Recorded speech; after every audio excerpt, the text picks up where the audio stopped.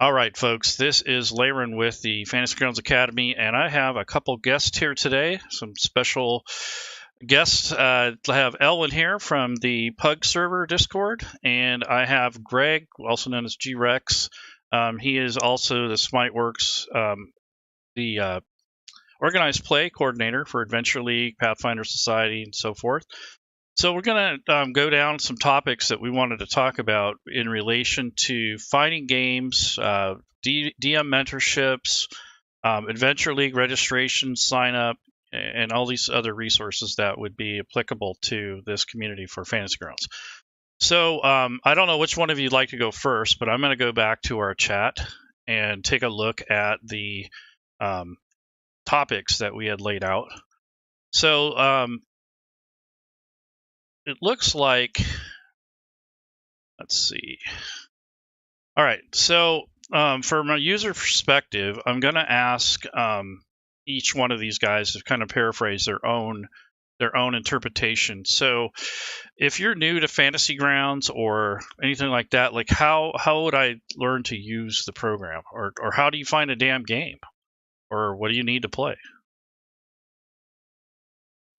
I guess I'll go first. So hey everybody, this is Elwhynn from Fantasy Grounds Pickup Games, FG Pug.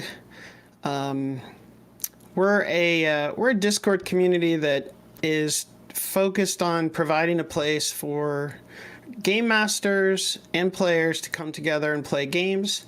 Our main focus is pickup games so that people are able to kind of come in and out of games, so different players can meet each other, different GMs can engage with a multitude of different players, but we also sometimes see groups kind of forming out of that and running campaigns too. So we will host campaigns on our server as well.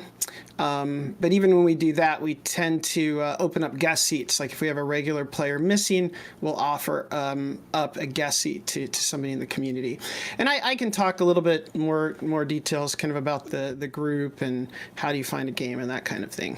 But to answer your question, I think that, the first thing that people need to do is have some understanding of the game they're going to want to play. The majority of players out there are playing 5th edition Dungeons and Dragons, but there are other games as well.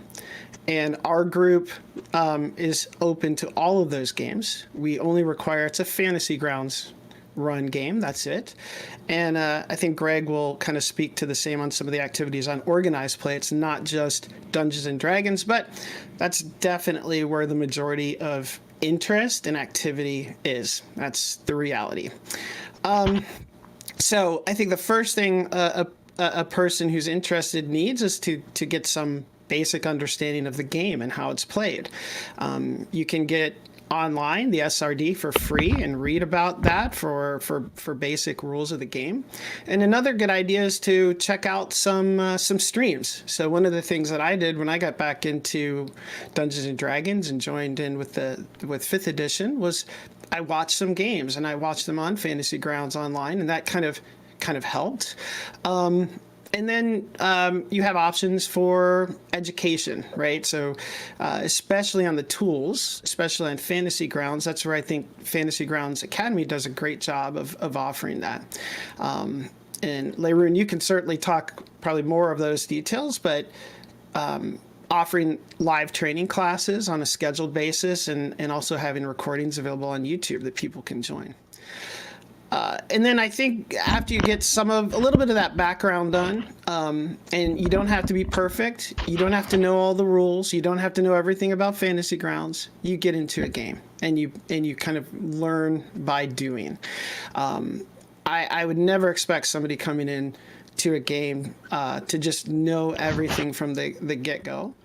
And I know our community is definitely supportive of that. We really like to welcome new players. We like to welcome new DMs as well and help them develop their skills. But we're not a training organization. The only caveat I would say as far as a new player jumping into a game, if you're new to D&D, you should start out with a first level character game. So you're not getting into something that's too complicated. You need to take your steps, right, before you get into the more advanced games. And then if you're an experienced D&D player, or this applies to any game, not just D&D, I think that you haven't played Fantasy Grounds, then I would encourage you play some lower tier games, some entry level, lower level games, so that you get used to the platform rather than jumping into, using 5e terms, a tier 3 or tier 4 game, because you're going to come to a table with some experienced players, and as much as everybody, I think, like to support you, you're going to probably bog down that game a lot, because at that level, there's so many things you can do with your character. And if you don't really know how to make that stuff happen in Fantasy Grounds as a tool, you're going to make everybody else have not quite as good of a time. It's really going to drag the game down. So those are a few thoughts, but we can get into more details in terms of how to find a game, where to find a game. Greg, why don't you chime in here too? Yeah, I could jump in. So there used to be many Discord servers where you could find games, but I think FG Pug has done a great job kind of consolidating that community to offer free games, right? It's probably the largest community that I'm aware of, offering games all month long, month in and month out, and a great community of DMs that Elwhynn's put together too. I'm hired by Smiteworks. I should start with that, to run organized play in-house for them as a consultant. So I could speak to some of the tools that Smiteworks has encouraged to find games as well, outside of FG Pug. You do not have to use Discord to locate the game, although that is kind of the go-to method, I think, for most of the community. But the first to speak to is how I started.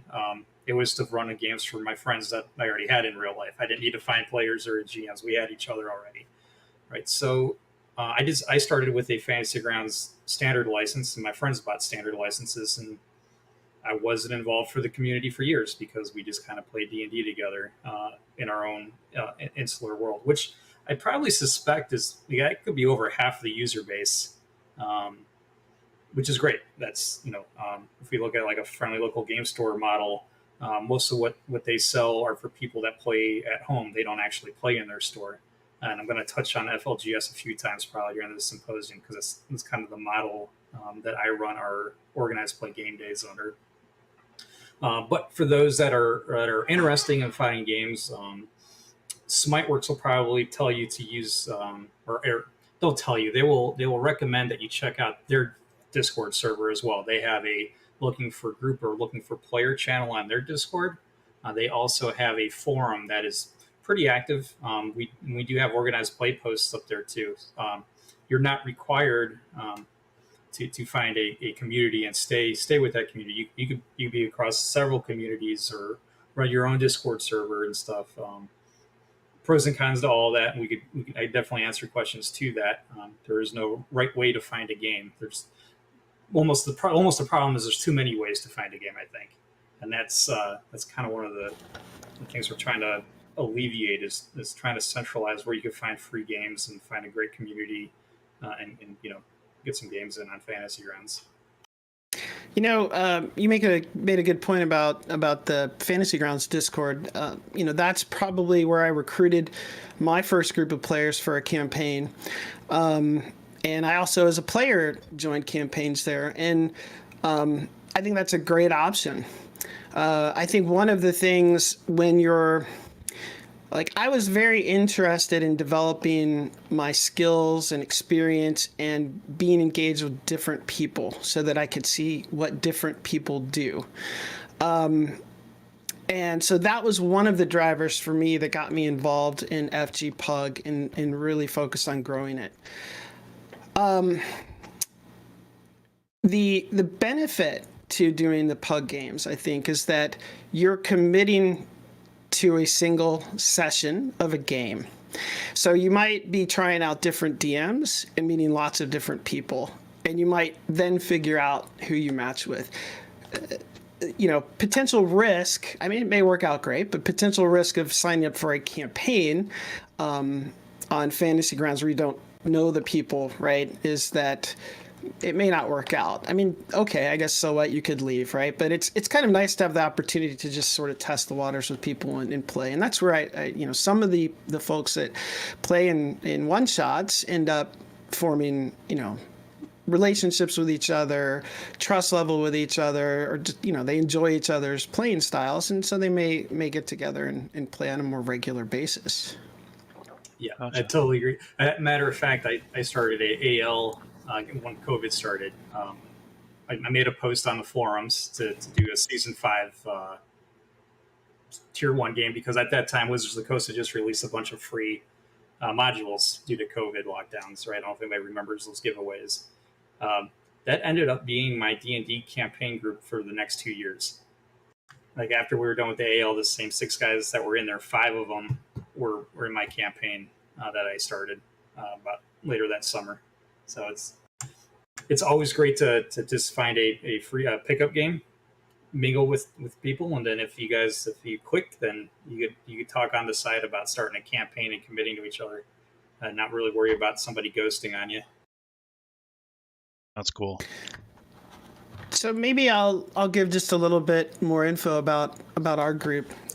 So we've been around since about 2019. It was founded by a gentleman who goes by Miles McDude, and co-founded by Mr. DDT. I got involved in June of 2019, probably, somewhere around the time it was just kind of getting started, and there were a few games happening a month at that point within the group. And I just kind of organically, I guess, got involved in helping develop and grow the community, and was promoted to a co-founder of it, and have been pretty active since then. Right now, as of this morning, we had 1,777 members in our Discord server. We have about 40 active DMs. To be an active DM in our server, which is an actual role, and you have access to DM chats and resources once you're in that role. All you have to do is run a minimum of 1 game every 2 months. Most of our DMs run more than that.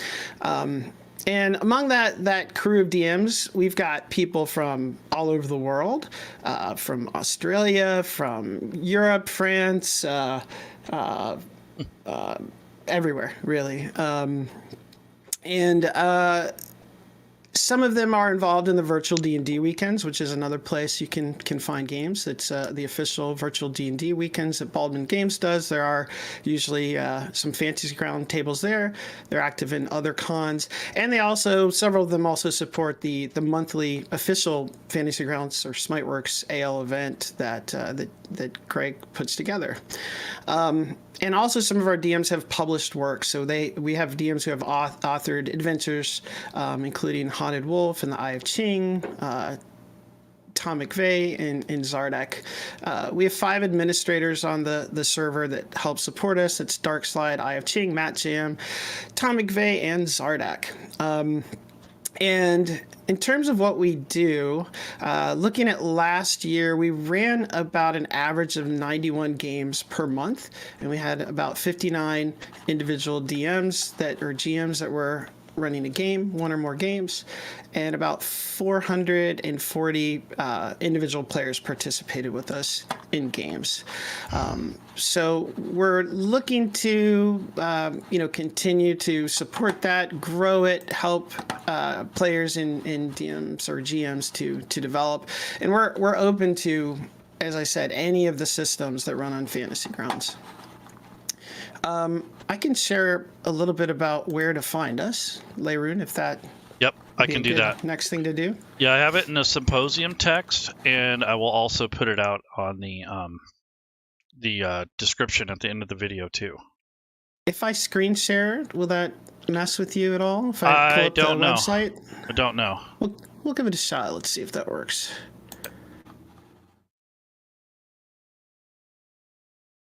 Yeah, it doesn't look like it's. I didn't do it yet. Here. All right. So, I don't know. Did that work? Can you see our Well, webpage? I have to switch to it, but hold on. So I'm going to change focus. Okay. So I just switched focus to you. All right. And you are the person who's sharing, so. So y'all, can anybody from the audience report back just to make sure you seen the web? We didn't test this, so sorry to throw you a surprise there. Yeah, I don't think it works that way. I'm gonna have to set up another instance. Okay. Well, don't worry about that if that is too much trouble. But we have a website that kind of gives an overview of the server, instructions on how to play game, how to find games, our code of conduct, etc. That's at fgpug.com. And I wish there was one place that had everything. Unfortunately, we just haven't found something that works for everything. So we have a web page that kind of gives overview and information. We have our Discord, which we use for communication. We definitely prefer using that versus using email for communication. And then for game scheduling, we go through Warhorn, which is a scheduling tool where we have an ongoing event. And as an active DM in our server, you're able to post your games up onto our calendar with everybody else's games, and players are able to go in and see a daily view or a calendar view and sign up for games, see descriptions of the games, what the requirements are for the games, and they're able to waitlist if the games are full, which is always a good idea because sometimes people don't show up or can't make it at the last minute. It would be great if we didn't have, to deal with multiple kind of interfaces, but in the past we messed around with some scheduling bots on Discord, and we just find the Warhorn, though, there are a few features I'd like to see in it, is the best option for us that's out there. Yep, I can concur with that challenge, just from running this community with scheduling and calendars, and some people don't use Google, and there's all kinds of things that come into play. And then, we had a calendar before, but it was a major problem. So as far as games go, for Fantasy Grounds Academy, generally we send them to either the Pug server, and we have an affiliate link down here at the bottom in the community. But it's also some resource links there for signing up or listing games, depending on what you're trying to do. I just think that the participation level is a little low because of awareness, also because there's a little bit of uncertainty, and also timing. So if you really want to play in these games, best way to do that is to run your own, or make yourself available so that you can play in some of these games. Because I've seen, even here in the academy, we run content. Most of it's geared towards the United States, but we do try to make concessions for the EU and sometimes for the Oceania. But the thing is when you do that and you only have 2 people show up out of 20, that's not a good look. So generally, if you want to play in anything, whether it be a campaign or a one-shot or anything, make yourself available, whether you're a GM or a player, and advertise yourself as such, so that we understand what your needs are. Because I've had people come in and say, where can I find a game? Okay, what game? Okay, what's your time zone? And, all that stuff. So those are important facts that you need to include when you are looking for a game or listing them, is time zone, game system, your actual, availability, and those sort of things. Because I get some really vague questions about finding games, and I just send them to, we have those links below. And I've been asked why we don't host any games, and one of the reasons is because we already have places for that. And then the other thing is because I don't want the in and out so much, because the in and out is generally just people looking for games. They don't care what's going on in the server and that sort of thing. So you get a little bit of uninterest, if you want to look at it that way. But as far as the community goes, I think one of the holy grails here is to find a game, and a way to do it is to use things like Warhorn and the Pug server and the Fantasy Grounds forums, as well as any other resource that is out there. And I think Greg initially had a Fantasy Grounds AL server, and he just decided recently to move it to the Fantasy Grounds official Discord because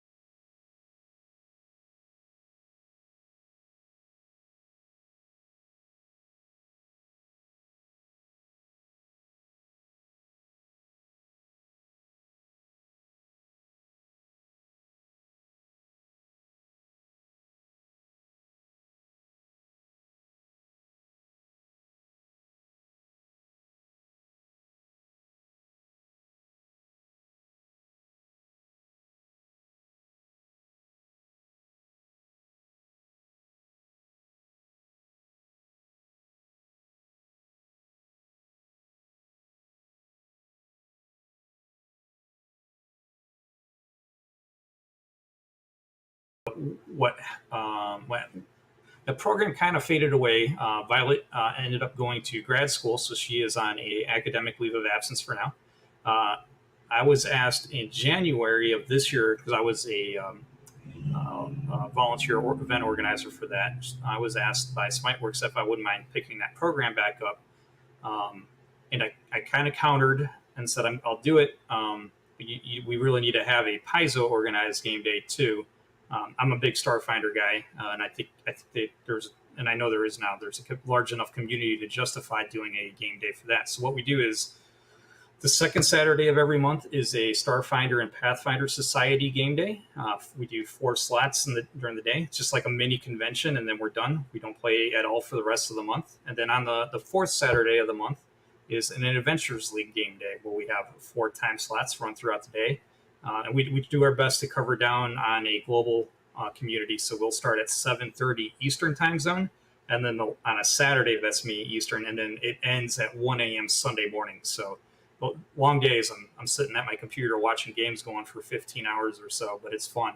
But we give back to our dungeon masters. They get in return for running a game, they get a $5 gift certificate for each game that they run at the DM's Guild for Adventures League, or at Paizo.com for my Pathfinder Starfinder Society folk, because that's where you get the official organized play modules from, right? And then we also throw in, for every 3 games run, a 1,000 Forge Gold reward from Smiteworks to the Forge store. And you might ask why, but our DMs and GMs use an awful lot of extensions there, and a lot of the publishers on DM's Guild are now moving their products over to the Forge. So if you want to use like this Sirenscape chat extension, which is something I use, you can now, in 3 games, you're going to get 1,000 gold, and that could help offset the cost of an extension. Or maybe you want to reimburse a publisher who lists something that you use for free, but it will take donations. It might be, now that you get this for running games and Smiteworks has given you the gold, it might be a good time to go back and thank them for their time for that tool that you're using. There's a lot of cool tools that we use. That could be its own symposium probably on extensions and modules and how to get them off the Forge and how to use them. But that's the idea. Is we run it a rewards incentive program similar to a FLGS. Keep the games in house at Fantasy Grounds Discord, and try to make it a nice, fun monthly event. And then what we do, if you want more games between now and the next month, you go over to FG Pug, because we have that relationship, partnership with each other, where I promote the events on FG Pug, and vice versa. FG Pug promotes events now with the organized play community. We'll push the promotions out.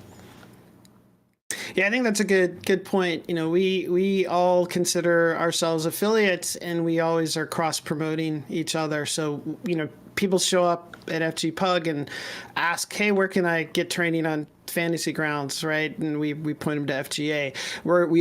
We have a feed, right? So we do announcements from your server, Greg, and make sure people know about the game days. And we're partnering up in June. So we have held Pug Con, or Pug Fest as our smaller events. The last couple of years, I guess we've done some. So we're planning our big event, the Pug Con, for late June. Remind myself of what the dates are for that. 24th through 26th. And we're going to join forces. So during that weekend, Greg is shifting over the monthly to be part of that event, both for Adventures League, as well as Pathfinder Society, as well as Starfinder Society. I'm personally hopeful that increases the participation on the Starfinder stuff, because we have absolutely tried in the community to do Call of Cthulhu games, Pathfinder games. We've had some Alien games. Unfortunately, it just doesn't seem to take off, right? So hopefully we'll get some more participation on non-5e systems, because I'm certainly, we'd love to have that. So anyway, I went off on a tangent, but we're gonna partner together on that, and all of the DM awards that are normally provided by Smiteworks for the monthly event will also be offered during our event over that weekend. We'll also be doing a charity event, raffling off some pretty cool prizes, and hopefully we'll get some good results. We were able to raise over $2,000 last year for charity, so I'm hopeful we'll have a really strong event this year as well. One more thing I was going to say about Adventurers League, and that's the idea of the seasonality. One of the things that's kind of cool about Adventurers League is even though they are pickup games, there's a concept of seasonality where they were kind of built around hardcovers, so kind of tied into a storyline and a thematic setting. So it might be it's set with the tyranny of dragons, or it's set in Icewind Dale, depending on which season we're talking about. So if you're in the latest season, that's the current season, you're probably going to find a lot of games and be able to kind of experience that whole season story. Sometimes if you're just looking for pickup games, it'll be bits and pieces. Like you may just play standalone individual games out of those seasons. I guess 2 years ago, almost, at least for our last con, we actually did a focus on season 1 at FG Pug, where we had several DMs that worked together to offer a lot of those games in multiple sessions. And then we hosted an Epic, which is a multi-table event where you have multiple tables playing through the same adventure. And there can be some cooperation or competition between those tables. And that epic kind of was the end of the story that happened in season 1. So that was a lot of fun. This past season, I guess we've done the Ravenloft Mist Hunters with about several of us, 3-4 DMs running those games for players. And then we'll conclude that with the epic coming up. So it's kind of a cool thing that you can all sort of experience a storyline in a campaign setting together, even though you're playing pickup game format. All right, great. I want to talk a little bit about one thing I comment on is if you guys just let us know how we can help you for your Pug event that's coming up.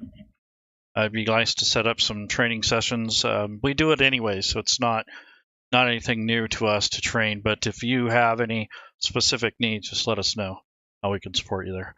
I love that. I think one of the things that we run into when we kind of push advertising and things for an event like this are people that are very interested, but they show up and they're not really ready. They don't have a character ready to go and that kind of thing. So I'd love it if we could work together for some things maybe pre-event where we offer people some sessions on character generation or in Fantasy Grounds basics. That would be terrific. Yeah, if you're going to play D&D or something like that, just the character wizard is a lot better now. I can honestly say that. It's finally starting to get to a point where there's a lot less errors. Unfortunately, no homebrew yet, but I mean, generally you don't use homebrew for organized play too much anyway. So, yes, we will support you in that. The next topic is kind of segues into that, which is the GM mentorships. I was curious to find out what that's like and what that's about, and kind of have an idea, I think. But go ahead and give me your spiel on that. Well, you mentioned about players finding games. There are plenty of players out there. The resource that is more lacking sometimes is GMs. And so we have not, nor do we want to take on the role of being a training program, right? That's where I think you guys at FGA have that covered. What we will offer, though, is a mentorship program. So if we have a dungeon master that's interested, like they've played in some games, they have some experience, and they want to start becoming a dungeon master in Fantasy Grounds. They've done some training, but they're just would like a little help, right, with their first game.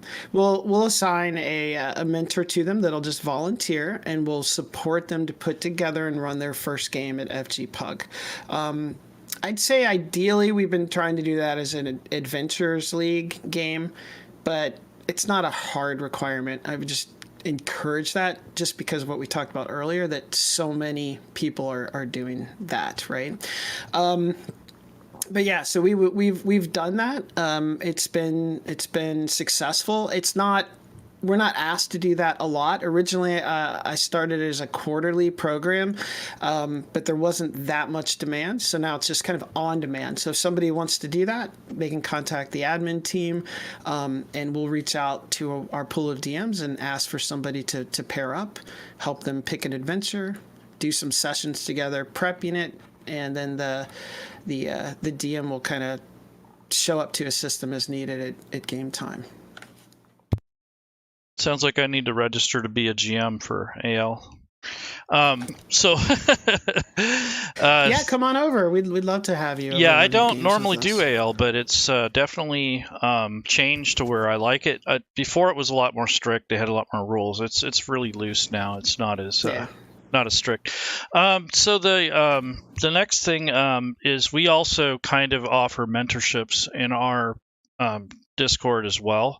So if you're new and you need that additional help or guidance or inspiration, we have different channels for different rule sets for that.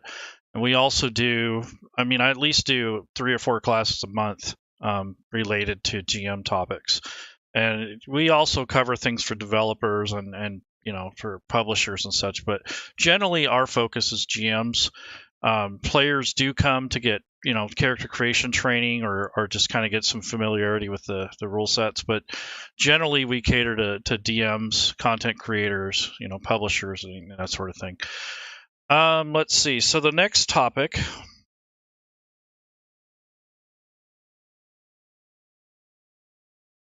let's take a look at okay, games.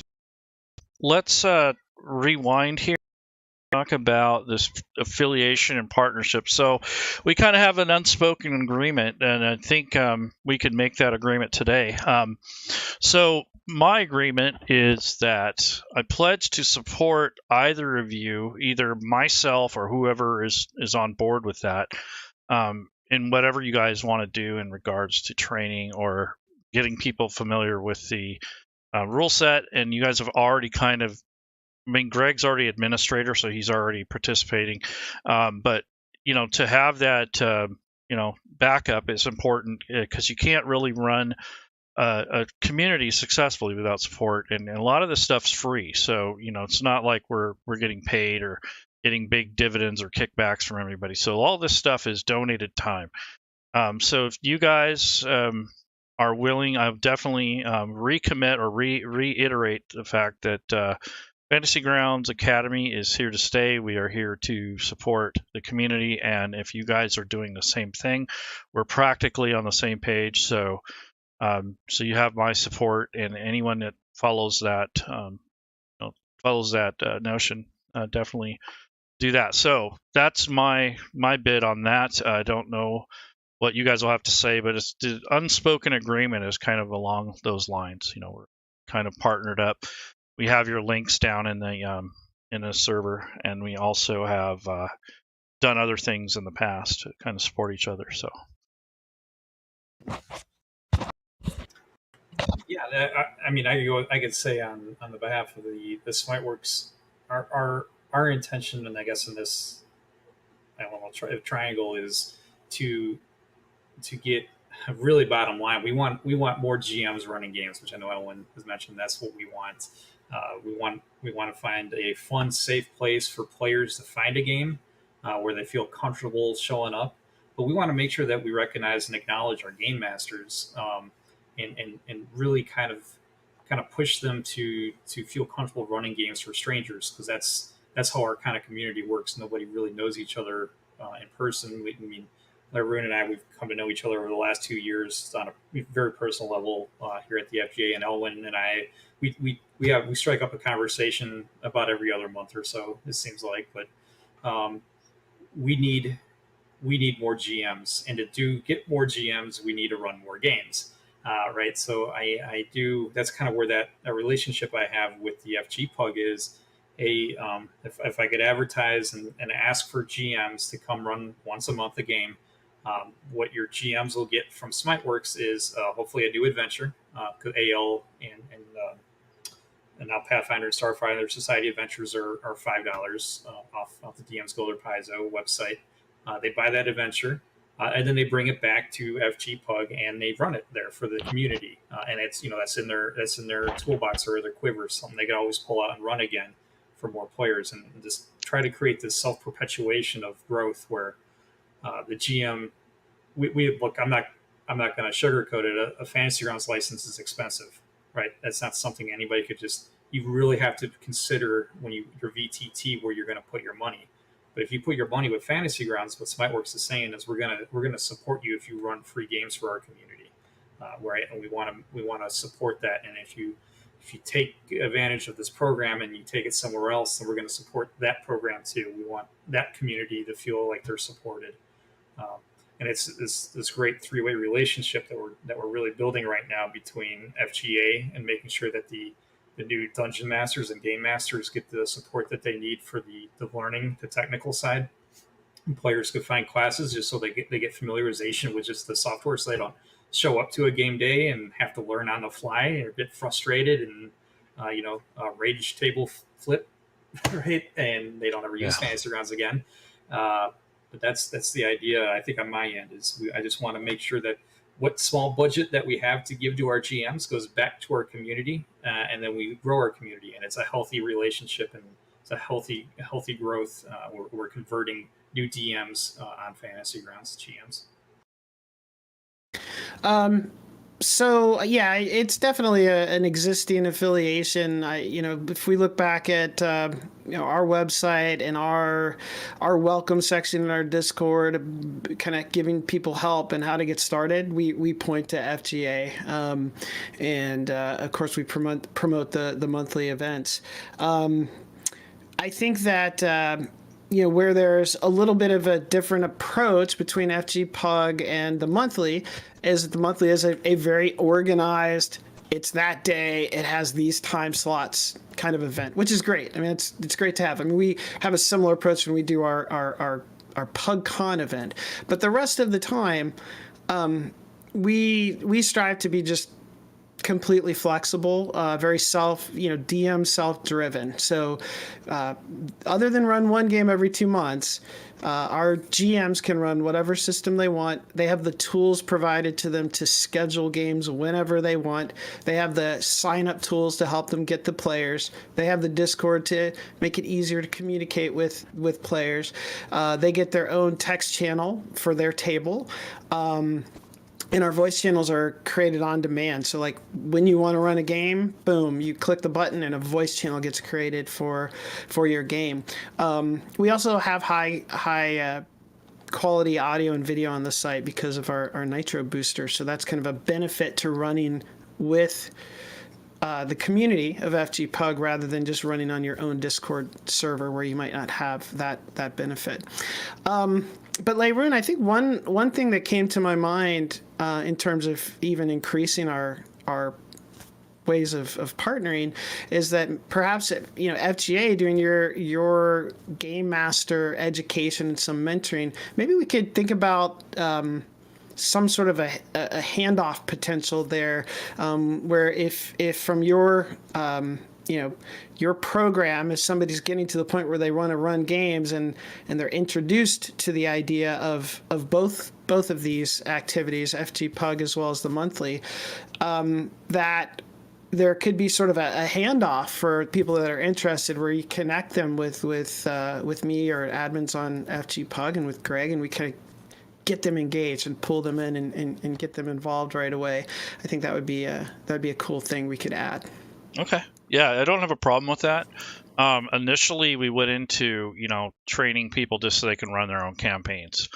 But I think with this in mind, this gives the new DMs a chance to kind of get their sea legs before they commit to a large campaign, because you get to, pick your players, hand pick them basically, and get to vet them to see if they're consistent and if they show up and that sort of thing, because that's generally where other than technology and learning Fantasy Grounds, one of the biggest problems is attendance.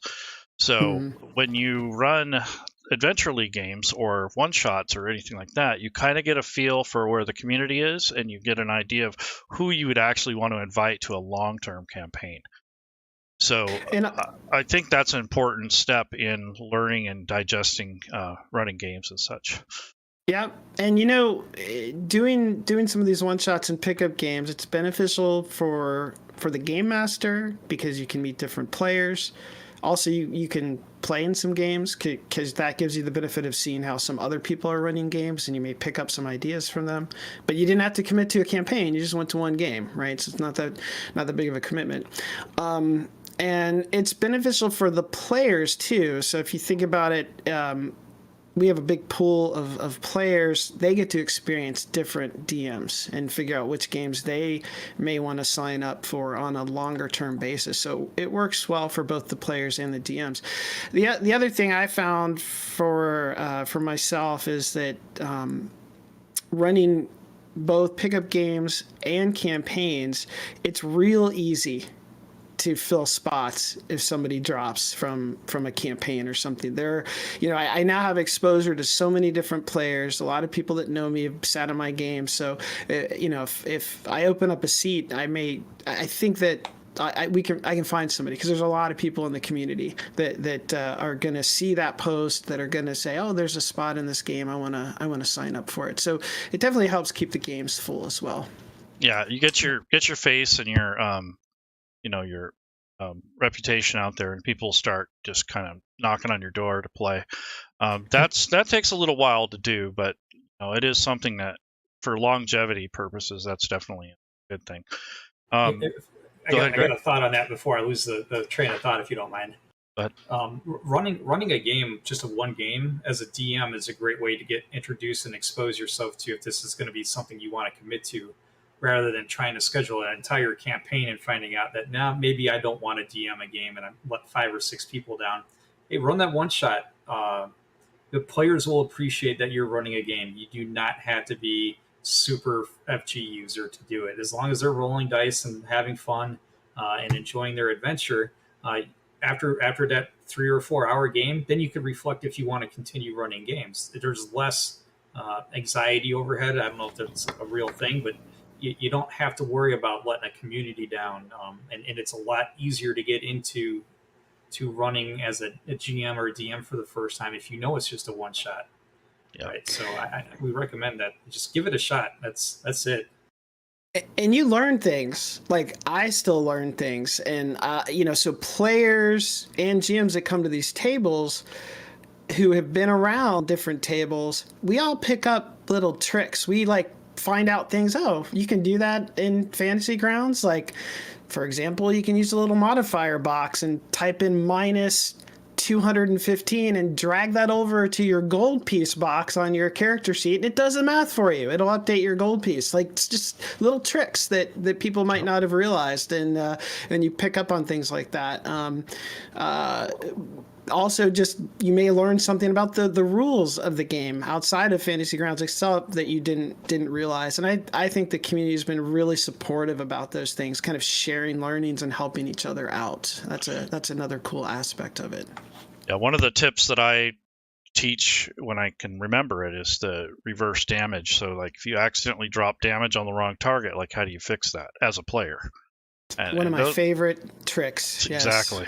So these are things that you'll learn as you go. You're not going to remember all this stuff, and you're not going to necessarily know when to use it, but you will eventually get to the point where you know those little tricks and things. The other thing is you'll get used to technology limitations. You'll learn how to use your computer better. I know that because when I first started, I wasn't very computer savvy with internet and online stuff. I mean, I knew enough about video games and the hardware side of things, but I didn't know stuff like social media and all that stuff. So you learn skills on top of learning to play the game as you actually up your skills. Like, you'll start playing with Photoshop and doing math and writing and all kinds of stuff that you normally wouldn't do. And that's another thing that's great about role-playing games, is it kind of facilitates that. We're getting kind of close to the end. if you guys want to ask questions, do you have anything, Elwhynn, before we start questions? I was just going to ask. I was hoping we were going to take some questions. That'd be great. Yeah. So anyone wants to ask a direct question about Adventures League or Fantasy Grounds or about the community, you're welcome to do so. Hello, Camber here. New to Adventure League, been GMing for a while. But my main question as a GM for Adventure League, something I read, was the things GMs get for running the campaign of the Adventure League, not the money or anything like that. What does a GM earn from the adventure they run?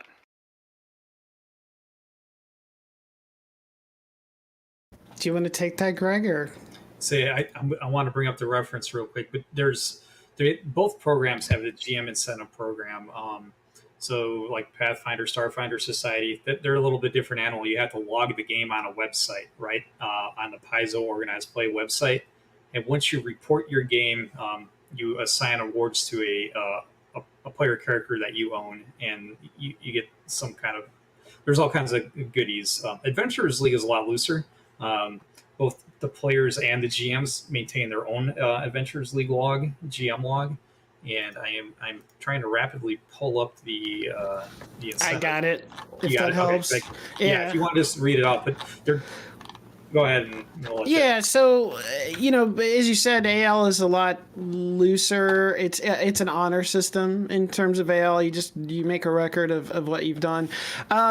So there's a rules document out there. We can make sure you get access to it if you want to. You shoot me a message or something. But essentially, it's all about how much time you run. You kind of get points more or less. There's an encouragement that you use safety tools that earns you like more points. So in other words, there's some there's extensions out there where you can explain to your players, and there's several of them out there. I use one that's really simple. It's just got like a caution and a stop that players can use to communicate if they're uncomfortable with something. And you also get points for mentoring new DMs, so that's a thing as well. You get points for organizing events. You get points for being a staff member at an event. If you run a learn to play, or the way I like to have them on our server is play to learn. You earn extra points for that. If you contribute to creating a code of conduct for an event, you get points, and you earn more points for streaming games. So you kind of count up your score, and you can use those points to earn rewards. And it's basically it's hours. All those things are called hours, really, not points. And then as you stack up your points, there's a list of magic items that you can take based on what you've earned, and then have those for your characters in adventures. And I believe that you also can get level ups. I know that's how it was. I think it still is that way. Do you know, Greg, is it still level ups also? Yeah, I just brought up,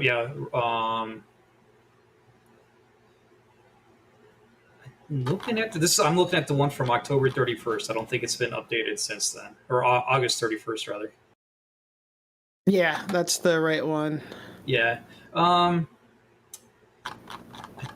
don't know if we got level ups on this new yeah, maybe not. Service awards. Okay, while you guys are looking at that, any other questions? Yeah. Oh, and the answer is yes. Whenever you earn a reward, meaning you earn enough hours to get one of these magic items, in addition to that, you may also advance one of your characters a level, and you don't have to choose the same character for advancement that you chose for the reward. And basically what happens is as you stack up your hours, you're getting higher level rewards. So just to give an example, when you get up to like the very rare rewards, you're getting things like dragon scale mail and things like that. And some of the items are kind of thematic to whatever season that you're running. A lot of the stuff in this current one looks like are tied in with fizz bands, for example. Looks like Garner showed up at the last minute. Hey, we see you on camera. Well, Amy and I were out to lunch, and so I couldn't jump on but she has allowed me to join in for the end. Okay, well, you are definitely out to lunch mentally, so we know that. So, anyways, I want to open the floor for any more questions or comments, and then we'll call it a day. Anybody else?